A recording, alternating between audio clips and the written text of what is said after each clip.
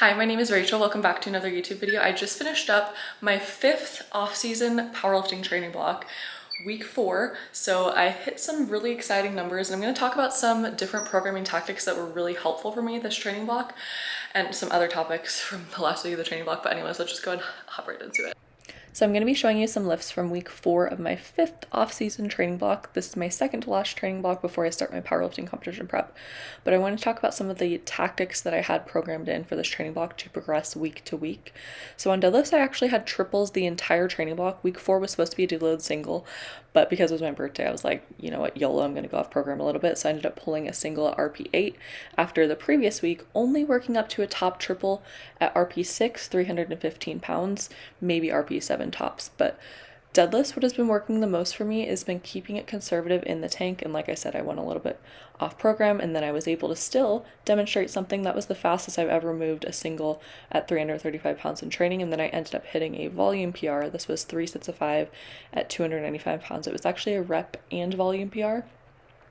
But what's been working for me really well on deadlifts has been keeping it in the tank, going conservative when in doubt, and then I've been trying to push my volume sets more and then keep my top sets more on the conservative end, so I'm able to push overall still heavier weight, counting the back off sets, but not burning myself out too much on the top sets. And then on bench, I also had triples this entire training block, where I started at 135, then 140, then 145. I ended up hitting 2 sets of 3 at 145 in week 3.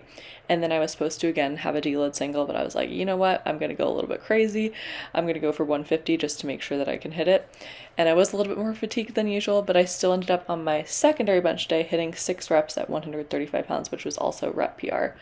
So sometimes you might want to do that approach when you're doing rep works for like a certain number of weeks. If it's a 4-week training block, the first 3 weeks do 3 reps, for example, like I was doing, and then maybe do deload single in the last week, or you could end up doing a heavier single. Or sometimes if you want to if you're working like sets of 5 and then you think you're going to get burnt out on sets of 5, maybe move it to sets of 4 for the last week just to make sure that you're still progressing, but you might not be able to get that extra rep. And then on squats, I actually had a totally different approach where I was just getting comfortable with the same weights week to week. So I started with 215 pounds for an AMRAP to RP7 in week 1, and then it was an AMRAP to RP8 with 215 as well in week 2.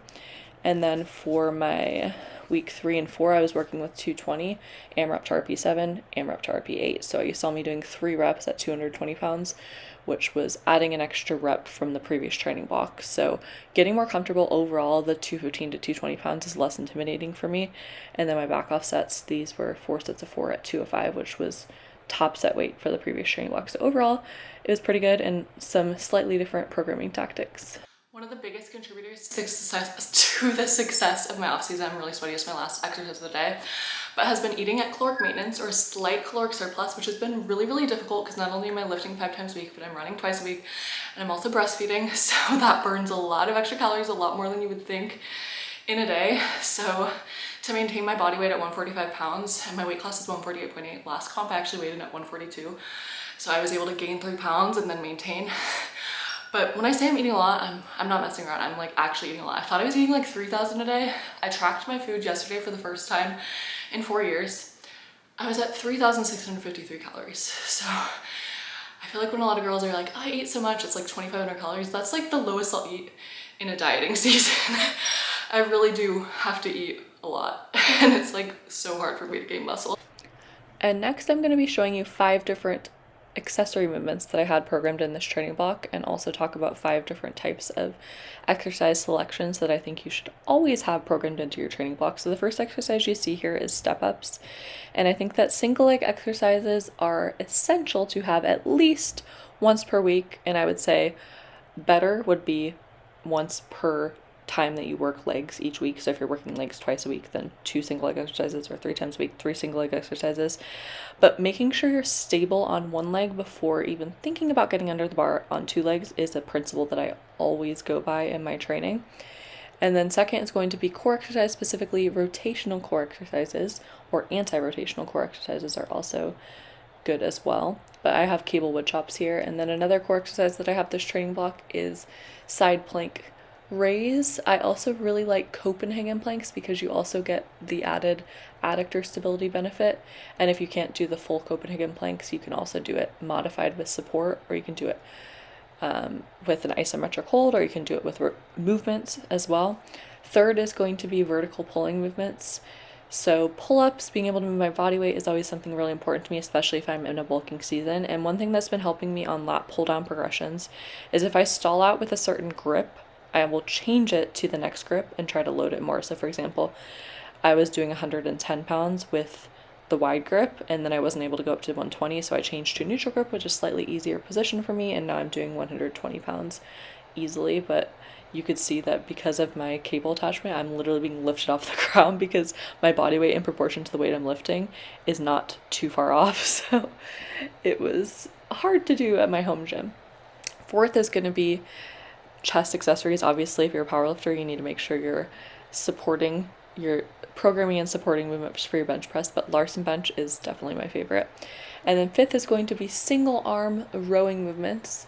I talked about this in a recent video, but I recently have been changing a lot of my single arm variations so that I can get to where I'm comfortably moving 50 pounds instead of 40 pounds, which was my starting point. So moving to an inclined seal row is something that I changed up from doing just the standard single arm bent over row. Overall, so far this off season, I think the biggest contributor to the success of it has been, when in doubt, go conservative. So if you have an RP7, don't be like shooting for the RP7 to 8, shoot for RP6 to 7. If it's RP7, great, you're on target. If it's RP6, no need to go up, just call it and then focus on getting some more solid back down volume. And that's also gonna keep you healthier, especially for when you get to that peaking phase and you're getting to numbers that are really scary for you and a lot more taxing on your nervous system.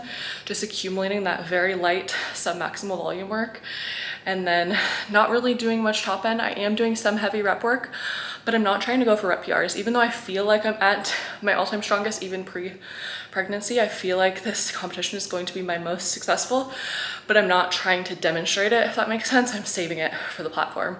So I think the conservative aspect of my off season so far, 5 months in, has been very successful, and I'm gonna keep this approach even in comp prep. I'm gonna end up getting to numbers that are the bare minimum of what I need to feel confident securing whatever my goals are. I still don't have my goals locked in for my next competition, but for example, on deadlifts, I'll usually end up in training pulling 33 pounds under whatever my goal is on the platform, because there's no need to go more than that and burn myself out in training. That's enough for me to feel confident securing whatever it is. So yeah, that's pretty much all for today's video. Let me know what topics you want me to cover. I think I'm gonna do a full upper body workout in next week's video. But thank you for watching. I hope you have a great rest of your day. I'll see you next week for another video. Bye.